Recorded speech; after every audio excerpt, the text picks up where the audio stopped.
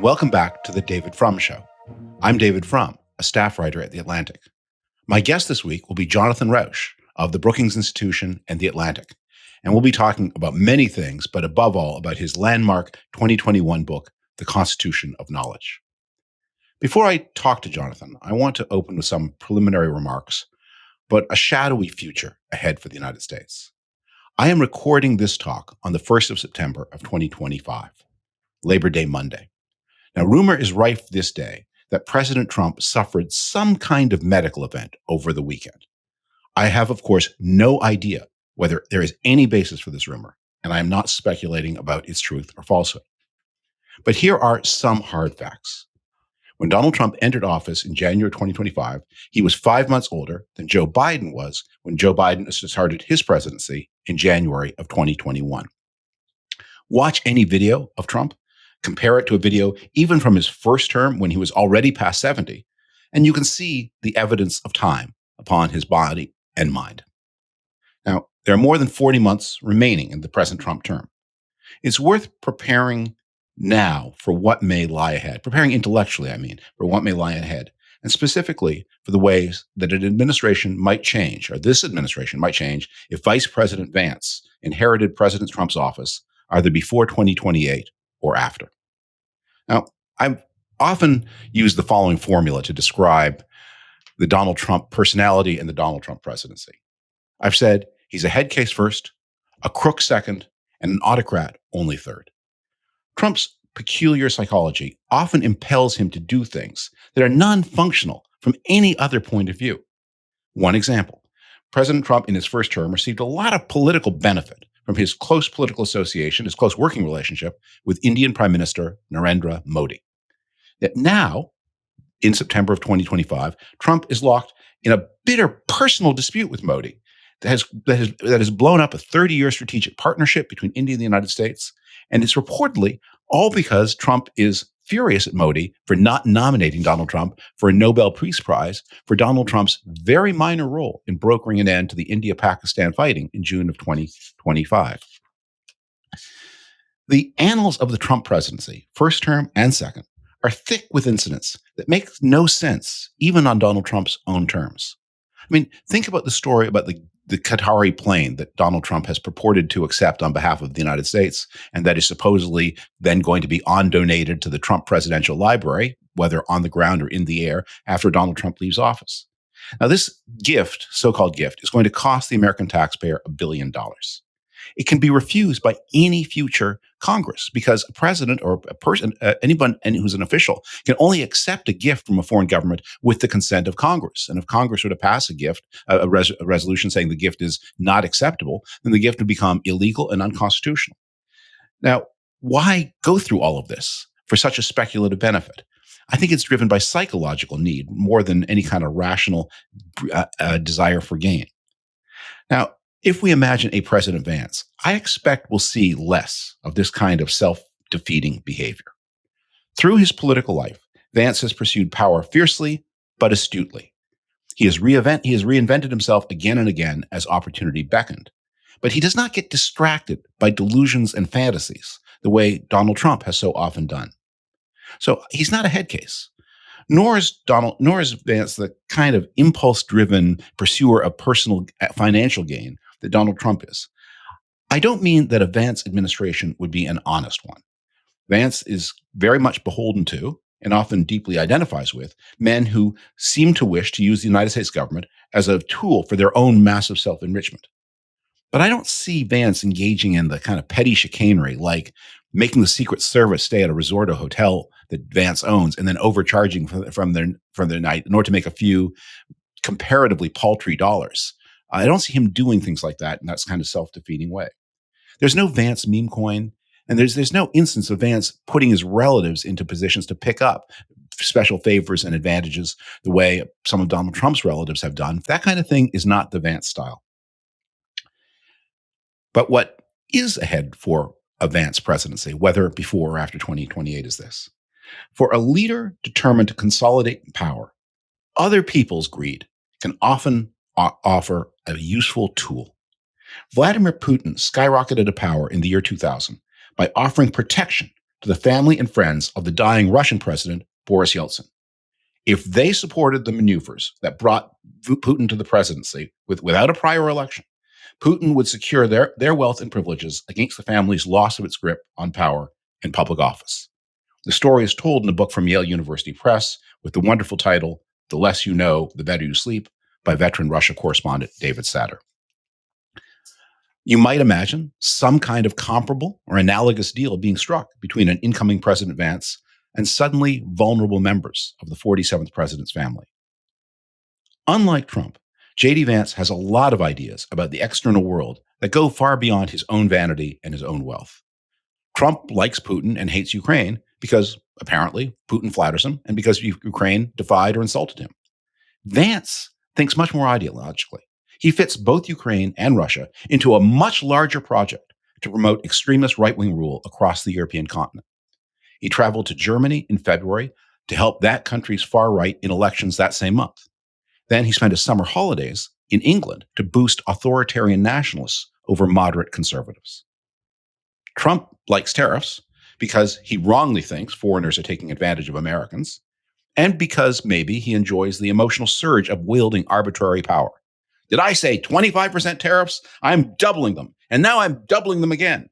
Oh, you said something nice to me? Okay, back to 25%. He loves that. Vance advocates tariffs, however, for much more grounded reasons. He has a vision of transforming the United States economy in such a way as to upvalue the relative value of male labor, devalue the relative value of female labor, and thereby make marginal men more attractive as marriage as partners in a big social engineering project that is not ultimately economic, but that is not just whimsical. It is part of a larger vision of how things should be, how the world should be. It's an ideology, not a fixation, and not a twitch, something carefully considered. Where Vance is continuous with Trump is in his preference for, or in his attraction or his willingness to use authoritarian methods of governance. Vance has made himself the face of Trump's military deployments in democratic governed cities, Los Angeles and Washington for now, Chicago apparently next, maybe others in the future. Vance mimics and even outdoes Trump's derisive and sarcastic rhetorical style that denies dignity and respect to opponents and critics. Trump has taken every side of the immigration debate over his career. He can flip-flop even on admitting hundreds of thousands of Chinese foreign students to the United States. One day, no. The next day, yes. The day after that, who knows? For Vance, it's a matter of supreme principle to purge the country of unwanted foreigners by any means necessary, including the suppression of previously existing due process, which he has defended in writing, for example, in this quote from a tweet of April 15th this year. Here's Vance. Here's a useful test. Ask the people weeping over the lack of due process what precisely they propose for dealing with Biden's millions and millions of illegals. And with reasonable resource and administrative judge constraints, does their solution allow us to deport at least a few million people per year? So, since the goal is to deport a few million people per year, we have to do away with due process because there's no way to achieve that goal while respecting due process. And even though due process is in the Constitution, out it goes. And that's not a whim. And that's not a twitch. That's a matter of settled and sincere belief for which Vance is willing to pay a political price. It's important to understand as we consider what may lie ahead between now and 2028 and after 2028, that not all authoritarians are the same. Some are flamboyant and bombastic. Others are methodical and purposeful. Some talk a lot. Others talk less. Some are motivated by personal ego. Others by ideological fanaticism. Some are driven by past vendettas. Others by plans to grab power and never let it go. Some are the past and others are the future. Had Donald Trump vanished from politics after the attempted coup of January 2021, Americans might congratulate themselves on surviving a bad episode in their country's history, as they survived the repressive panic after the First World War and McCarthyism after the Second World War. But Trump did not vanish. He returned to power, this time backed by a party and a movement united in support of his authoritarian goals and authoritarian methods. The American crisis of democracy is shaping up to be bigger than any one person, even a person as outsized as Donald Trump. The crisis will not end when Trump's career does. The crisis may, in fact, be getting bigger, more dangerous, more institutional, more permanent. A crisis of the House divided, as grave or graver than any since the Civil War. And now, my dialogue with Jonathan Rauch.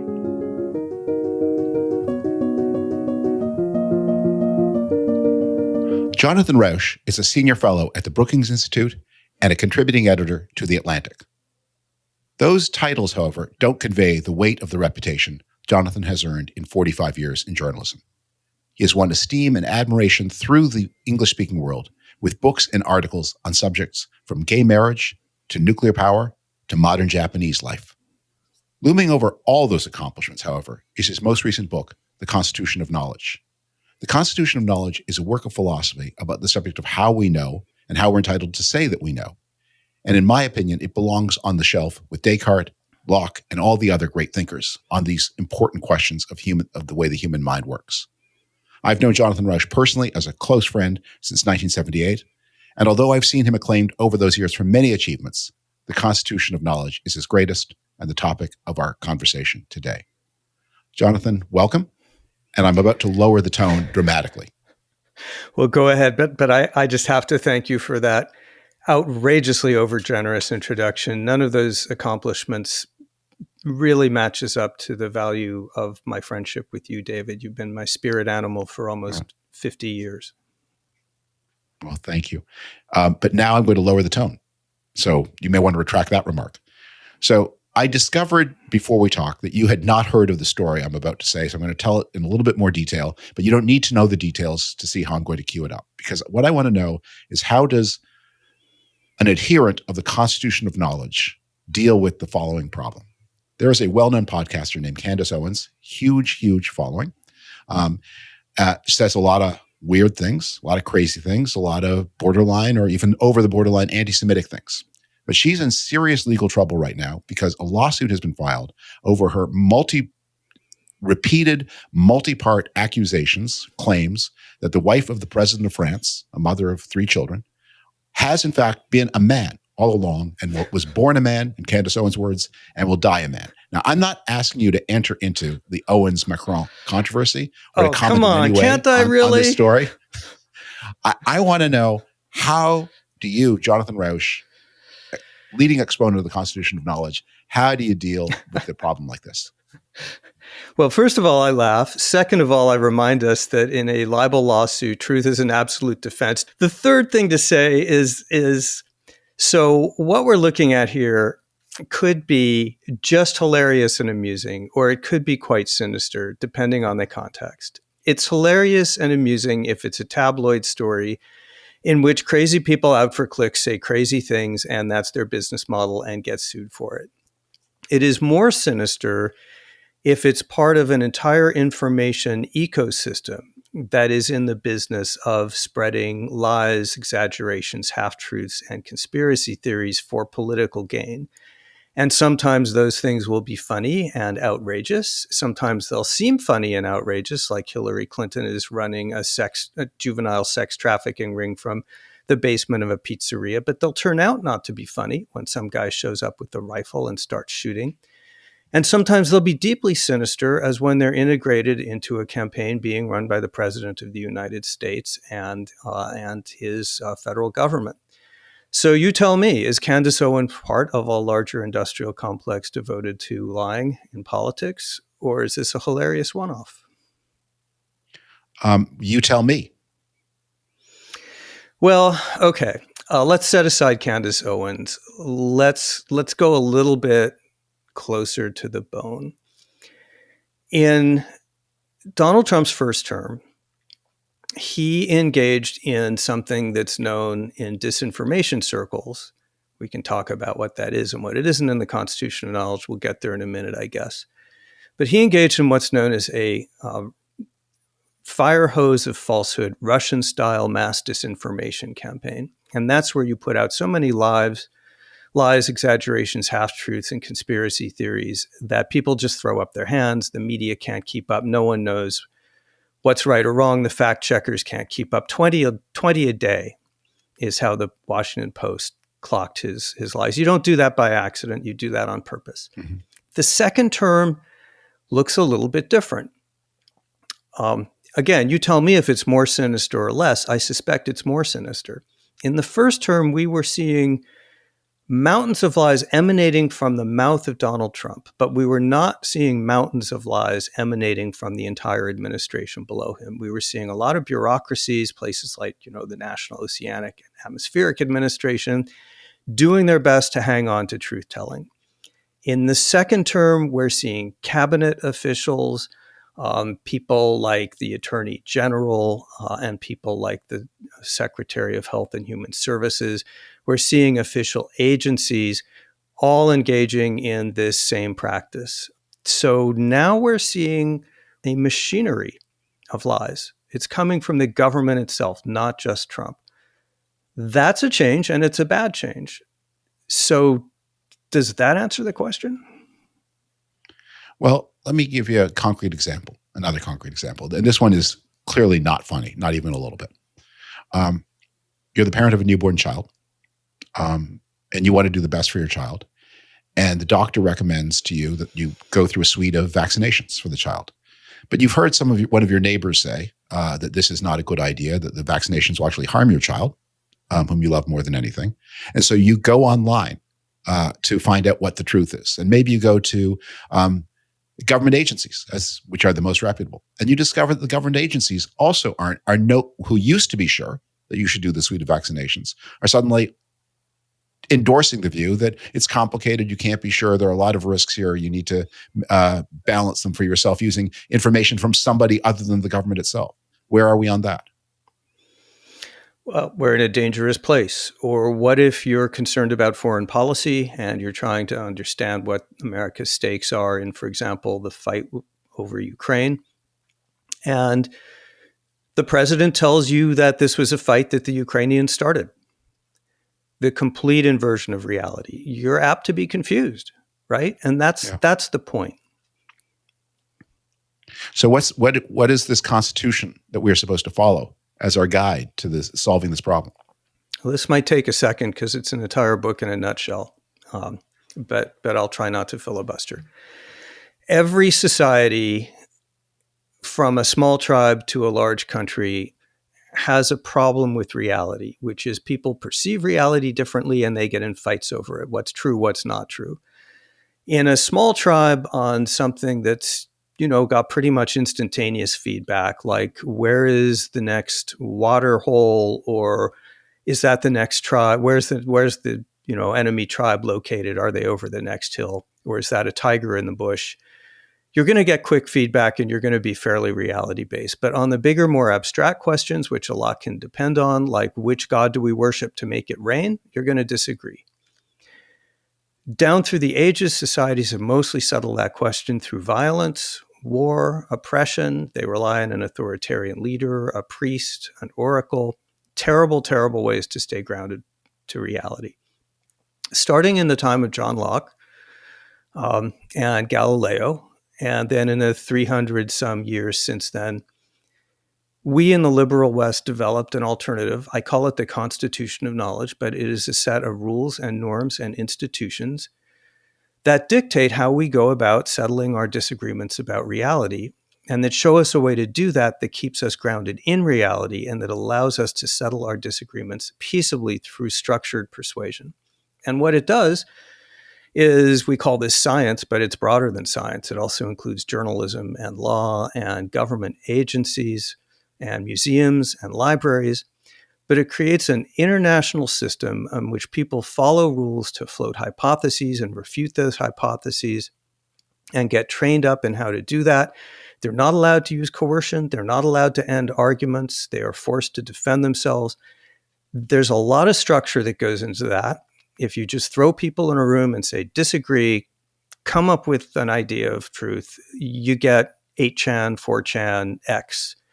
You need tons of structure to make it happen, and that's the Constitution of Knowledge. It's all of these institutions and norms, everything from the academic journals to the legal standards, which you learned at Harvard Law School, how to write a footnote, how to structure an argument, publication standards, all of this stuff And it defines what I call the reality-based community, of which the four long poles are the world of academics, research, and science, number one, journalism, number two, law, number three, and government, number four.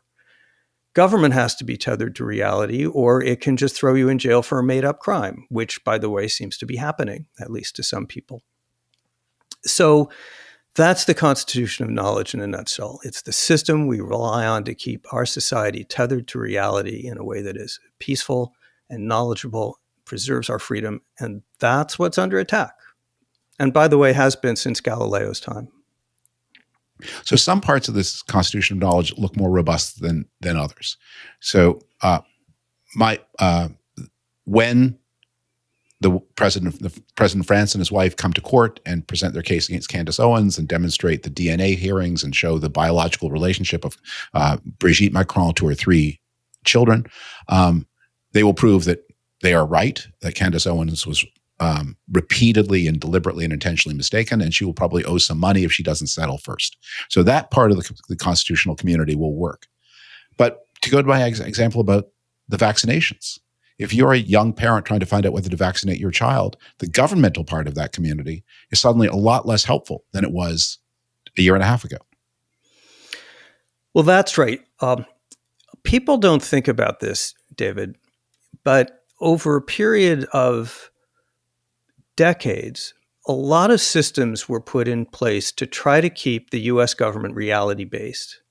And that's very important for a bunch of reasons. One is you'll make bad choices as a government if your choices are not based on reality. You'll vaccinate the wrong people. You won't vaccinate anyone. You'll fail to approve the drugs that should be approved. You'll get into wars and conflicts you shouldn't, on and on and on. The second reason that we did that is basic fairness and justice, right? If government can make up facts about you, then it can do anything it wants to you. This is what we learned from Orwell and Arendt. The core of totalitarianism is the government's ability to make stuff up. So we adopted things like the Administrative Procedure Act in the 40s. And that sets up pretty elaborate systems that keep government tethered to facts. We put inspectors general throughout the government, dozens of them in multiple agencies with independence to say, okay, is the decision-making here lawful and is it factual? We delegated courts so that if the government bases its regulatory decision on false facts, you can go to court, you can sue, you can say this is false, and a court will fine for you, and on and on and on. This is one of the great achievements of the modern liberal state, fact-basing it. We now see an attack on that on multiple fronts. Think about Doge. A bunch of amateurs are put in charge of reforming everything. They sweep in there and then they start putting up a website trumpeting their claims, many of which turn out to be simply made up. They exaggerate their savings by what? An order of magnitude? What you do with this is you quickly put in position 2 things. First, people don't know what they can rely on something fundamental like vaccines or something like foreign policy. But second, after a while, you get to the real goal of this kind of campaign of untruth and disinformation. People throw up their hands. They say, I don't know who to believe anymore. The New York Times is saying one thing, but the Secretary of Health and Human Services is saying another. Is it safe to take this vaccine? Isn't it safe? They throw up their hands and they stop believing in any facts at all. Once you've done that, you've demoralized your target population. You've made them feel it's futile to fight back, to ever decide on truth. And that's the ultimate goal. Tell me about the other poles. I think there's a lot of feeling in American society now that universities are not doing their job of being objective, fact-driven institutions of learning, but are adopting ideological missions of one kind, and now there's this big counter-reaction to push them to be ideological in a different way. Can the system work with one pole missing, or do we need all 4 to be working together at the same time for the system to function? Well, of course, ideally, you want them all to be in good shape. Until January 20th, 2025, I was most worried about universities. Despite Trump's attempt in the first term to warp the government, scientific agencies, he mostly failed at doing that. Media has its problems, but it, I think, acquitted itself with flying colors in Trump's first term, and indeed with some flaws in Biden's term in telling us what's going on in the government. Could be better, of course. Courts did best of all. Academia was, I think, the most problematic area for all the reasons that you've just mentioned. One is there are fields now, the humanities and social sciences, where you see politicization, and where even where you don't see deliberate politicization, you see such an overwhelming ratio of progressives to all other points of view that there's no longer enough robust disagreement for views to really be tested. So things that just aren't true begin to get promulgated. I've been worried enough about that to join the board of Heterodox Academy, which is an academic reform organization, and to join the advisory board of University of Austin, which is trying to set out a new direction, and to really work on reforming this problem. Trust in universities has dropped by 20 percentage points over the last 5 years, something pretty catastrophic. And that's got to be fixed, because universities, if there's going to be a cure for cancer, it's probably going to come out of our universities, out of our research establishment. And when it gets corrupted, a lot of bad things happen. That's true until January 19th of 2025. And now I think we have a bigger problem, which is that the U.S. government itself is under siege. All right. So as a citizen of the society governed by the Constitution of Knowledge, what are your rights and what are your responsibilities? So let me see if I can answer this in a slightly larger context. Rights and responsibilities is the correct frame. We talk endlessly about freedom of speech, for example, in academia, and academic freedom. Freedom is easy to talk about, but there are three things that you need for the Constitution of Knowledge to work, and you've got to have all three of them, and all three of them are difficult. First is freedom of speech, freedom of thought, freedom of inquiry. And that means on university campuses, when you've got 2/3 of students saying that they feel chilled, reluctant to express their true opinions for fear of social consequences, that's a big problem. When professors are saying they're afraid to speak out, that's a big problem. So you've got to have freedom of speech, but we're used to talking about that. But you need two other things.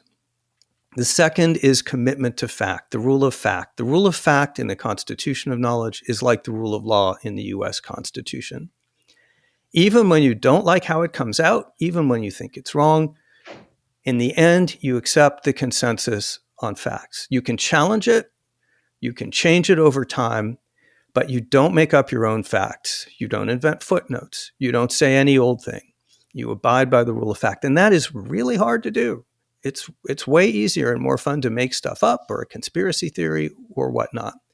But without that adherence to the rule of facts, we're nowhere. So you need discipline, not just freedom. That's the responsibility that goes with the right. And then the third thing you need is diversity of viewpoint. This is a direct analogy to Madison's enlarge the sphere, the need for pluralism to make constitutional democracy work. How do you deal with the problem of one faction becoming powerful and taking control? You have a lot of factions, and you pit them against each other. Same thing with the Constitution of Knowledge.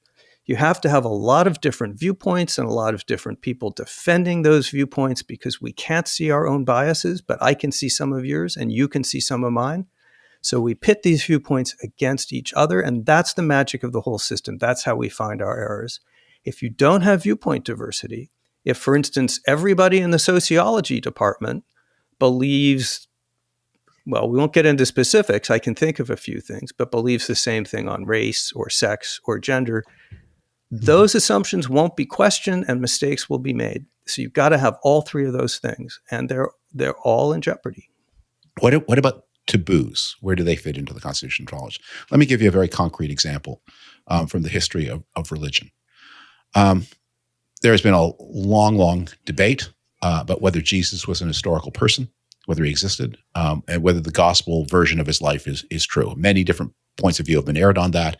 And we have long ago stopped murdering people if they say something that one faction or another doesn't agree. In the history of Judaism, are stories like the Exodus from Egypt true? Is the story of the conquest of the Holy Land by Joshua true? Again, a lot of research, a lot of archaeology. on those questions.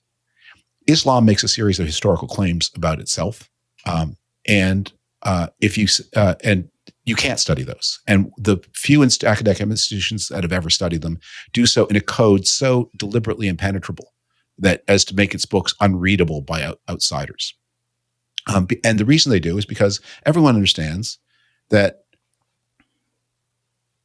like Christianity before, 1789, unlike the history of Judaism, as Jews never had this power, you give the wrong answer to the question, and you could be faced with deadly violence, and probably the authorities will look the other way. Well, it depends what you mean by taboo, right? If you mean a social taboo, things that we think it's just better not to talk about generally, like what's the evidence on race and IQ, sometimes I'm okay with that. We don't start from scratch in the reality-based community. We don't get up every morning and try to say, is the law of gravity still true today? Is evolution still true? Do we decide today to restudy the Holocaust? The answer is we don't need to. Ideally, you wouldn't have things become cemented in taboos where you can't question them at all, but very often we consign people who question established truth and facts and sometimes taboos to the margins. And usually they belong there because usually they're nutcases, but not always. Okay. But terrorism, violence, outright threats and intimidation have no place in this system. Of course.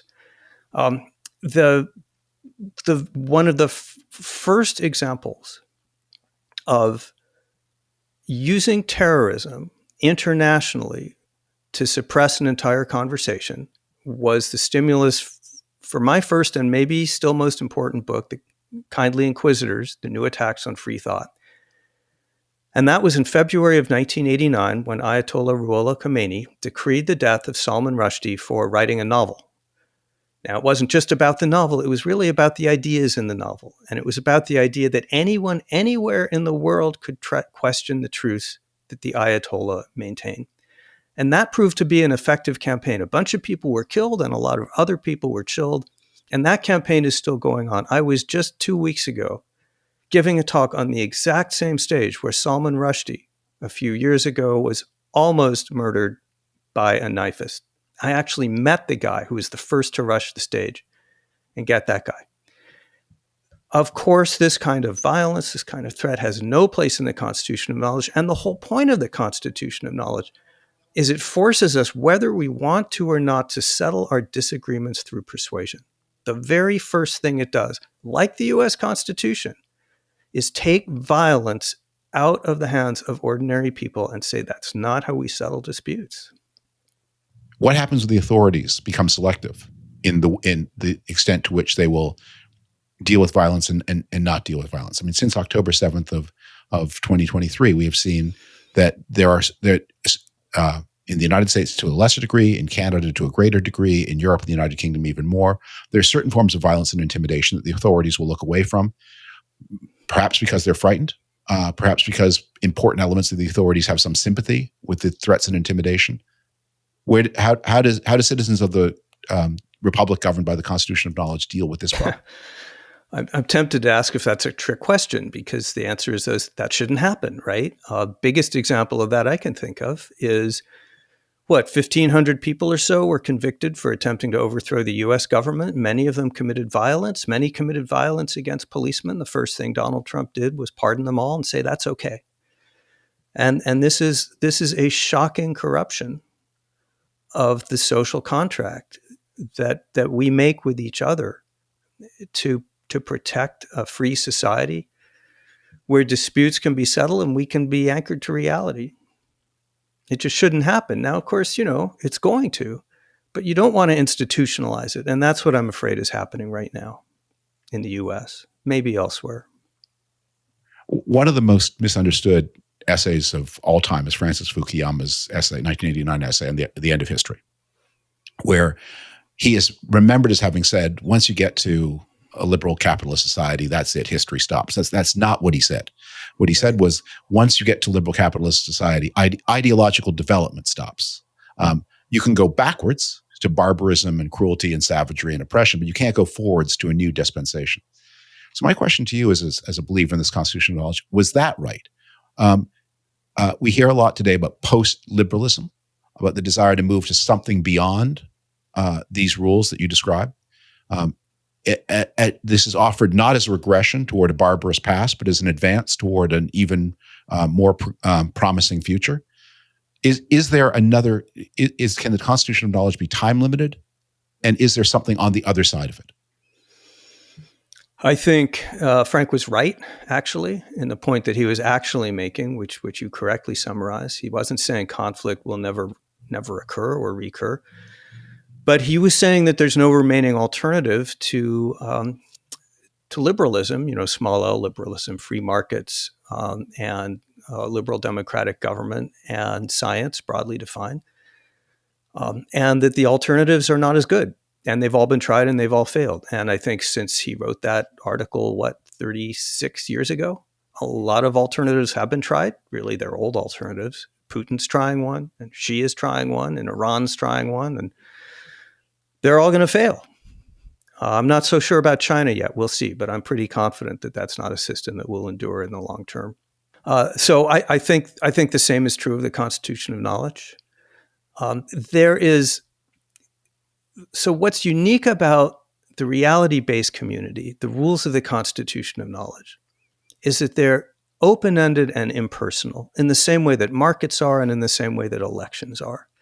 So everyone has to follow the same rules no matter who they are, which means that in principle, you can perform an experiment in Picton, Ontario, Canada, and someone speaking a different language in India can rerun the experiment and find out if you were right.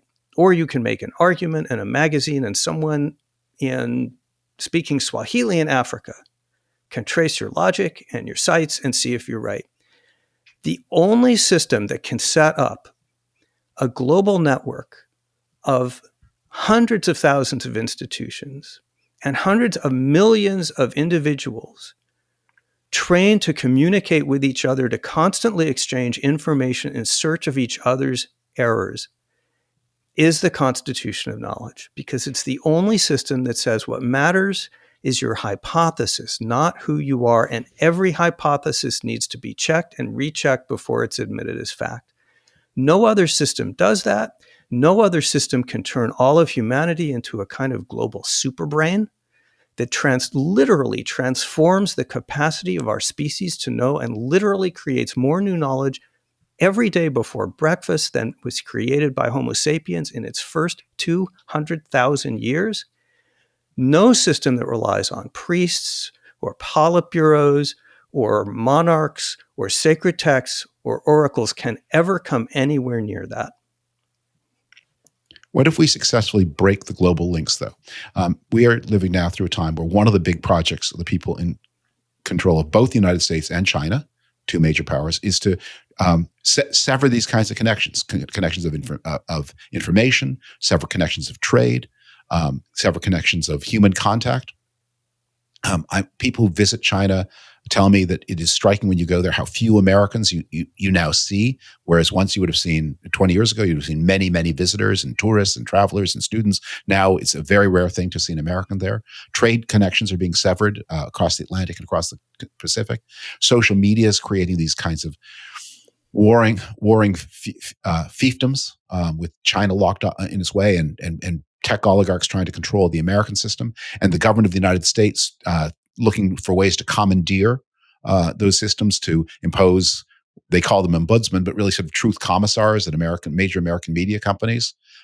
Companies paying fines to the president if they say something he doesn't like, especially if it's true, in order to get permission for their corporate activities to continue. We've seen periods of global integration collapse.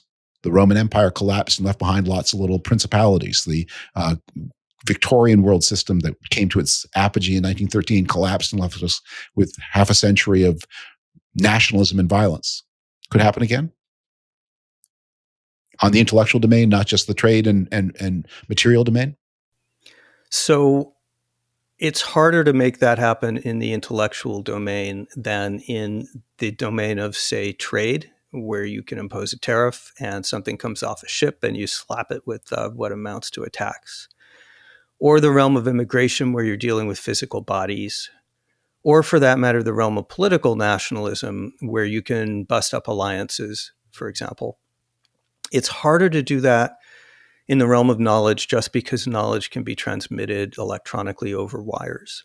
So one of the remarkable things that's happened over the last, century plus, but accelerating the last 20 years or so, has been international collaboration in science and journalism.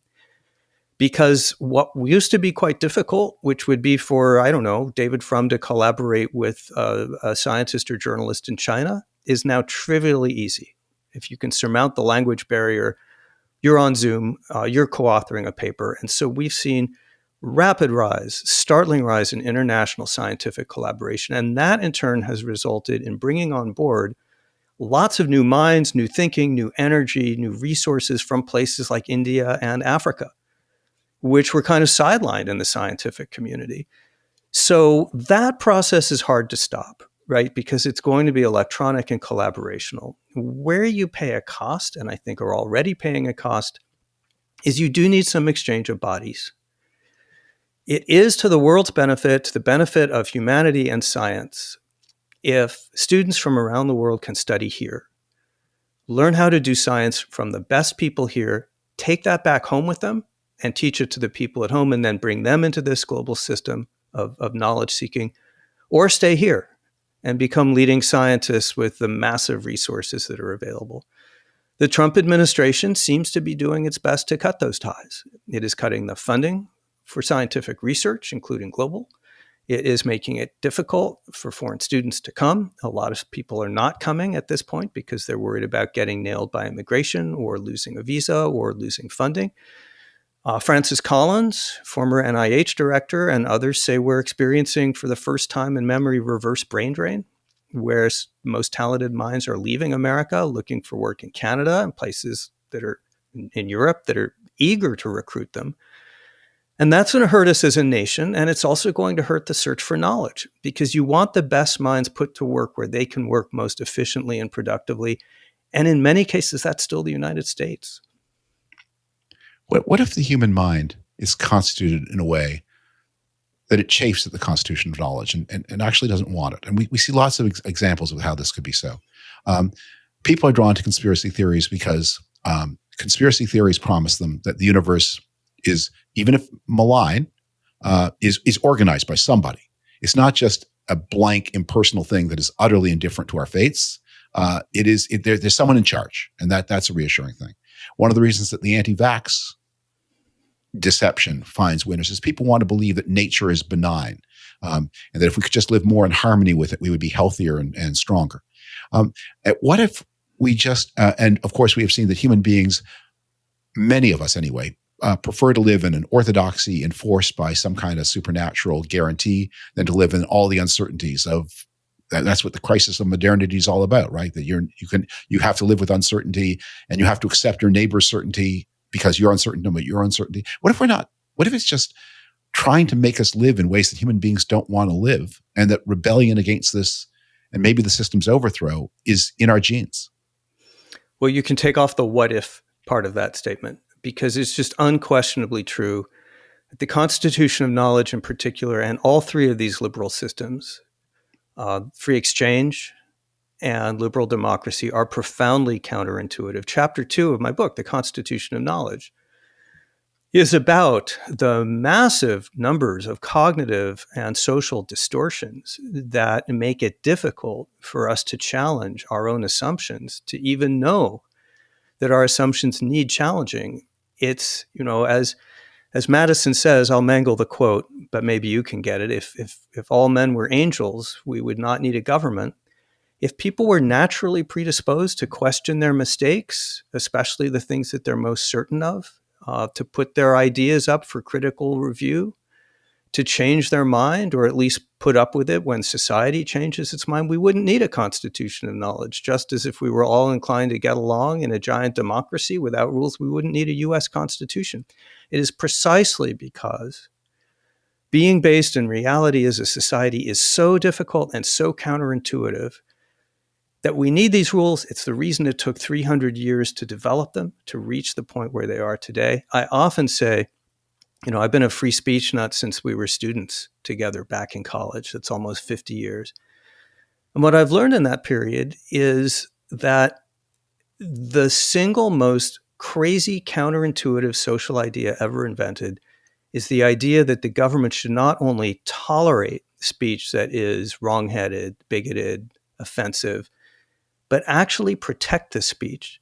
That is the craziest, most counterintuitive idea ever, redeemed only by the fact that it is also the single most successful social idea ever. But the result of that is that you and I will have to get up every morning and defend these principles from scratch. And we just have to be cheerful about that. And there will be attack after attack on the Constitution of Knowledge. It started with Galileo, who was thrown into house arrest because he believed in the Copernican system.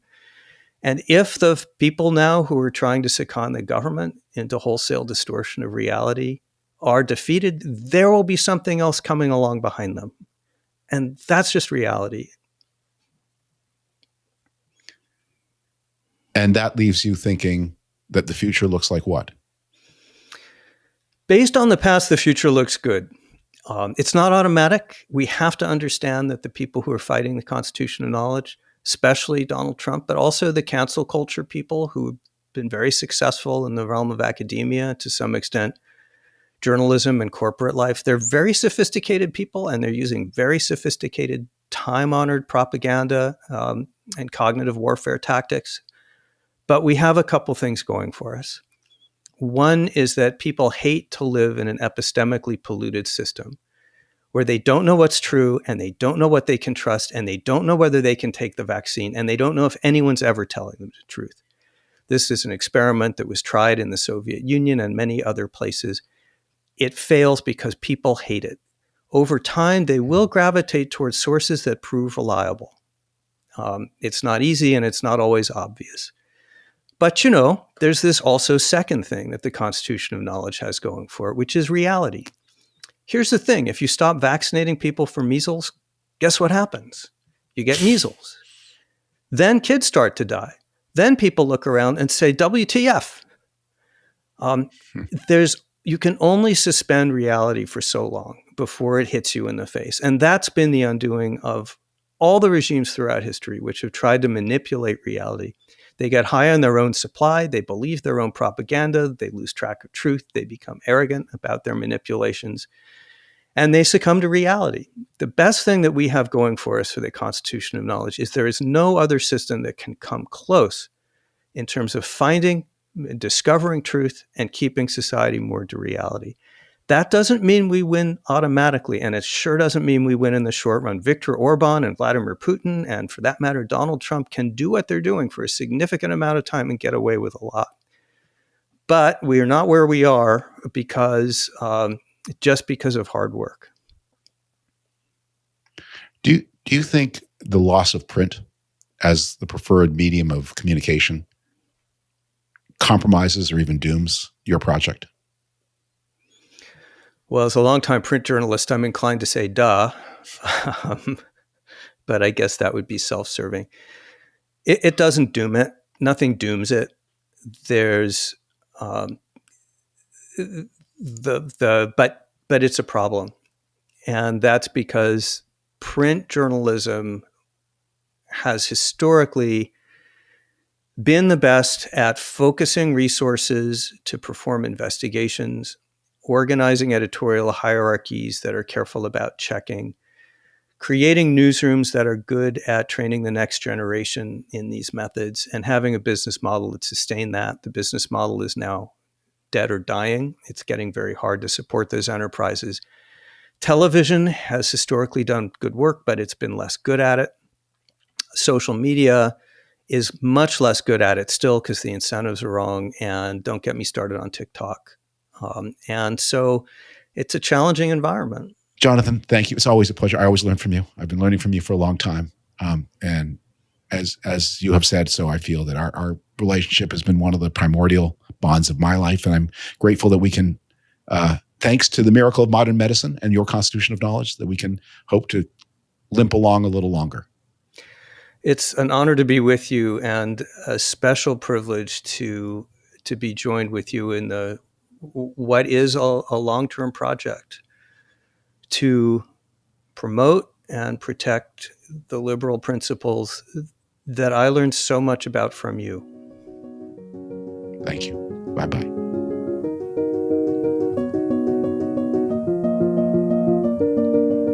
Thanks so much to Jonathan Rauch for joining me today on the David Frum Show. I hope that if you liked this dialogue, if you benefited from it, you will share it with others who might also enjoy it. And I hope you will consider subscribing to The Atlantic, which is the best way to support our work. And subscribe, of course, to this podcast on any platform you use, video or audio. I also want to take a moment for a correction for a mistake I made in last week's monologue. I made a citation mistake last week. I quoted the journalist and author Walter Lippmann. The quote was accurate, but I sourced it to Lippmann's 1922 book, Public Opinion. In fact, the quote came from another book, first published in 1920, Liberty and the News. I apologize for my error. It has been noted in the transcript of the monologue on the Atlantic website. Thank you so much for joining us here on the David Frum Show. Again, please like and subscribe and share. I'll look forward to seeing you next week back here on the David Frum Show. Bye-bye.